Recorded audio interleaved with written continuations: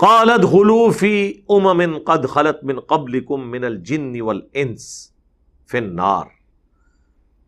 حکم ہوگا ان کو کہ جاؤ انہی امتوں میں داخل ہو جاؤ جو تم سے اگلی گزر چکی ہیں، جاؤ اپنے بزرگان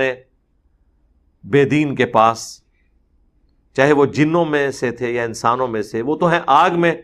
وہ کہتے ہیں نا ہم تو اپنے بزرگوں کے پیچھے پیچھے ہیں، تو اللہ تعالیٰ نے کہا ہاں جی جاؤ پیچھے پیچھے پہنچ جاؤ جتنے بزرگ پہنچے تھے۔ اللہ اکبر، یہ بڑی کریٹیکل آیات ہے، میں نے کافی دفعہ بیان کی ہیں۔ یہ سورۃ الاعراف کی آیت نمبر 38 ہے کہ جب یہ جہنمی جہنم میں جائیں گے تو یہ پھر کہیں گے یا اللہ ہمارے بزرگوں کو دگنا عذاب دے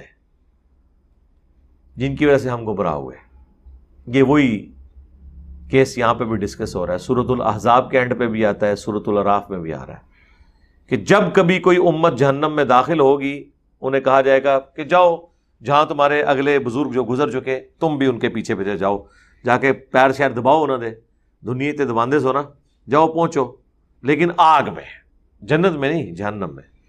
کلما دخلت امت، جب کبھی کوئی امت داخل ہوگی جہنم میں، لعنت اختہا، وہ سب سے پہلے تو جاتے ہی پہلے تو یہاں پیر صاحب کو سلوٹ مارتے تھے نا، ادھر جا کے پہلے بزرگوں پہ پیٹن گیا اور لعنت ہوئے تواڈے تے، تواڈی وجہ سے اتنے آیا۔ یہاں کتنا پروٹوکول دیتے ہیں، جھکتے ہیں، ہاتھ چومتے ہیں، پاؤں چومتے ہیں، نذرانے رکھتے ہیں، گاڑی کے پیچھے بھی نگاہ مرشد لکھوایا ہوتا ہے، ٹھیک ہے نا۔ اور اللہ تعالیٰ ہمارا جب یہ جہنم میں پھینکے جا رہے ہوں گے نا، سب سے پہلے تو جا کے لعنت بھیجیں گے ان کے اوپر کہ منوس تم لوگوں کی وجہ سے ہم یہاں پہ آ پہنچے ہیں۔ حتی اذا ادارکوا فیہا جمیعا، یہاں تک کہ جب سب کے سب اس اجتماع میں اکٹھے ہو جائیں گے، اگلے پچھلے سارے بزرگ ایک جگہ جمع ہو جائیں گے۔ قالت اخراہم لأولاہم، تو جو بعد میں جہنم میں آئے ہوں گے نا، وہ دعا کریں گے اپنے ان بزرگوں کے لیے جو پہلے دوزخ میں پہنچے ہوئے ہوں گے، ربنا ہاؤلا، ہاں جی یا اللہ یہ ہیں وہ بزرگ، اضلونا، جنہوں نے ہمیں گمراہ کیا تھا، فآتہم عذابا ضعفا من النار، تو اے اللہ انہیں آگ کا دگنا عذاب دے جنہوں نے ہمیں گمراہ کیا۔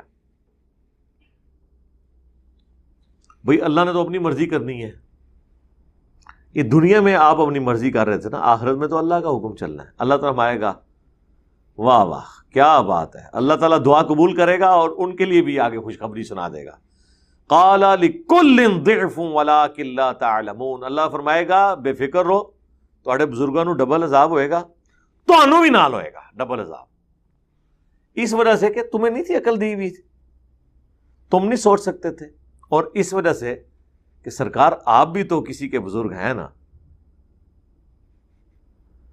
اگر یہ آپ کے حضرات ہیں تو آپ بھی تو آنے والوں کے حضرات ہیں نا۔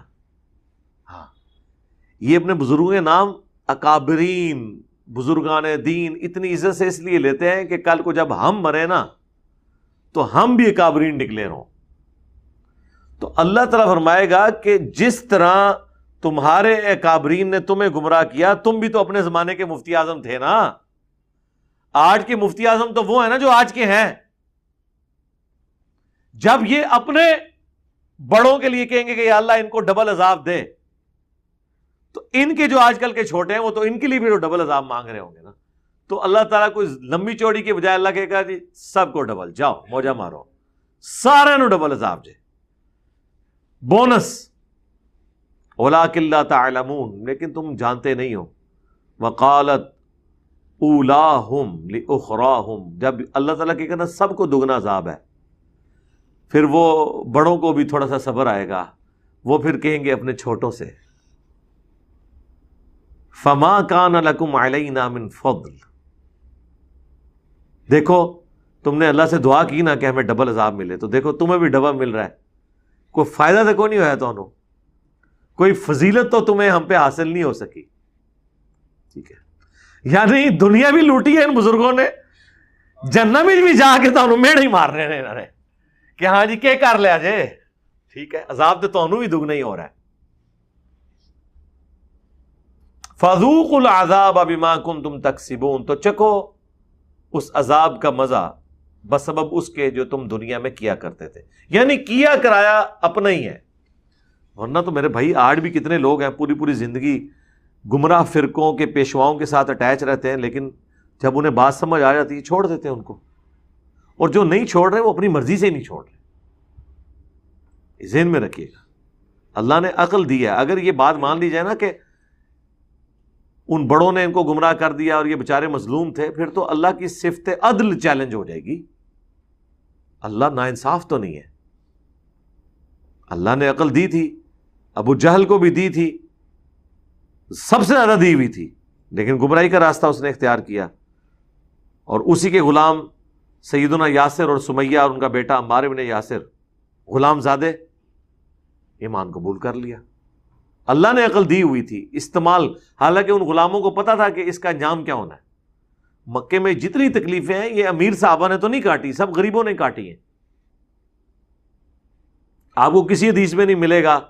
کہ حضرت ابو بکر کو، حضرت عمر کو، حضرت عثمان کو یا حضرت علی کو کوئلوں پہ لٹا دیا ہو کسی نے، کیونکہ ظاہر ہے یہ عالی خاندان کے لوگ تھے، ان کے پیچھے ان کے قبیلے کھڑے ہوئے تھے۔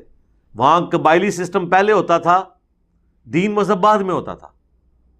جس طرح یہاں بھی بعض پاگل ہیں، ان کے لیے پالیٹکس پہلے ہوتی ہے، دین مذہب بعد میں ہوتا ہے۔ حالانکہ ہر معاملے میں پہلے دین مذہب ہونا چاہیے، اس کی وجہ سے پھر وہ کھڑے ہو جاتے تھے ان کے لیے۔ لیکن غلاموں کا تو، غلام تو ٹوٹلی ایک سمجھ لیں کموڈٹی اور ایک پروڈکٹ ہوتی تھی نا کسی آقا کی۔ جس طرح کسی کی لکڑی ہیں، چاہے اسے آگ میں جلا دے، چاہے اسے چھت کے اوپر لنٹر کے طور پہ ڈال لے، کوئی اس کو پوچھ نہیں سکتا تھا۔ اس طرح غلاموں کی زندگی یہ تھی عرب کے قبائل میں، قبائلی سسٹم کے اندر۔ اس لیے ان کے حق میں کوئی نہیں کھڑا ہوتا تھا، نہ ان کی کوئی یونین ہوتی تھی، نہ کوئی آرگنائزیشن ہوتی تھی۔ اس لیے پھر سر غلاموں کو سلام ہے کہ جنہیں یہ پتہ ہے کہ ہمارا کوئی پرسان حال بھی نہیں ہوگا، الٹا